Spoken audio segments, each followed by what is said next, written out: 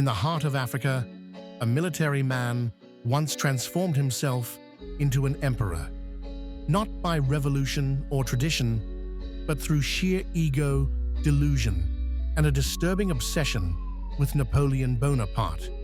This is the story of Jean-Bédel Bokassa, soldier, tyrant, emperor, and one of the most brutal and bizarre dictators the world has ever known. Born in 1921 in what was then French Equatorial Africa, Bokassa lost his father at a young age, executed by colonial authorities. He grew up in mission schools and eventually joined the French colonial army, where he served for over 20 years. He fought in World War II and the First Indochina War, rising to the rank of captain and earning a reputation for discipline and loyalty to France. After the Central African Republic gained independence in 1960, Bokassa returned home and quickly climbed the military ranks. By 1966, he had seized power in a coup, overthrowing his cousin, President David Dacko. He declared himself president, then president for life, and finally, in 1976, Emperor Bokassa I. Bokassa didn't just want power, he wanted glory. He was obsessed with Napoleon Bonaparte. He styled himself after the French emperor, studied his life obsessively, and even dressed like him.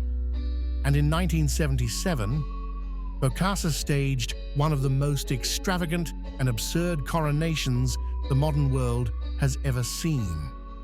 On December 4th, 1977, in the capital city of Bangui, Bokassa crowned himself Emperor of the newly renamed Central African Empire.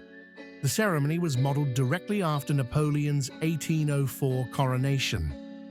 Bokassa wore a 30-kilogram gold-embroidered robe, sat on a golden throne shaped like an eagle, and placed a diamond-studded crown made by French jewelers on his own head, just like Napoleon did. He rode through the city in a horse-drawn carriage imported from France, while orchestras played and soldiers marched in glittering uniforms. No foreign leaders attended, but Bokassa didn't care. It was his fantasy come to life. The coronation cost over $20 million, nearly a third of the entire national budget, in one of the poorest countries on earth. While France didn't officially fund the coronation, their fingerprints were all over it. For years, France had supported Bokassa's regime with military aid, financial assistance, and political backing. President Valéry Giscard d'Estaing had even received diamonds from Bokassa, a scandal that would later come back to haunt him. So while the French government didn't pay the coronation bill directly, their support kept Bokassa in power long enough to stage it. But behind the imperial pageantry, Bokassa's rule was a nightmare. He governed through fear and violence. Political opponents were arrested, tortured, or killed. Secret prisons held hundreds of detainees in inhumane conditions. Bokassa was known to personally beat ministers and officials, and reports emerged of executions ordered on a whim. In 1979, his cruelty reached new heights. After students protested against mandatory school uniforms, which, not coincidentally, were produced by a company Bokassa owned, he ordered a brutal crackdown. Over 100 children were arrested. Many were beaten to death. Some reports claimed that Bokassa himself took part in the killings, using a club to strike children in a prison cell. And then came the rumors that Bokassa kept human limbs in his freezer, that he practiced cannibalism, and that he ate the flesh of his victims.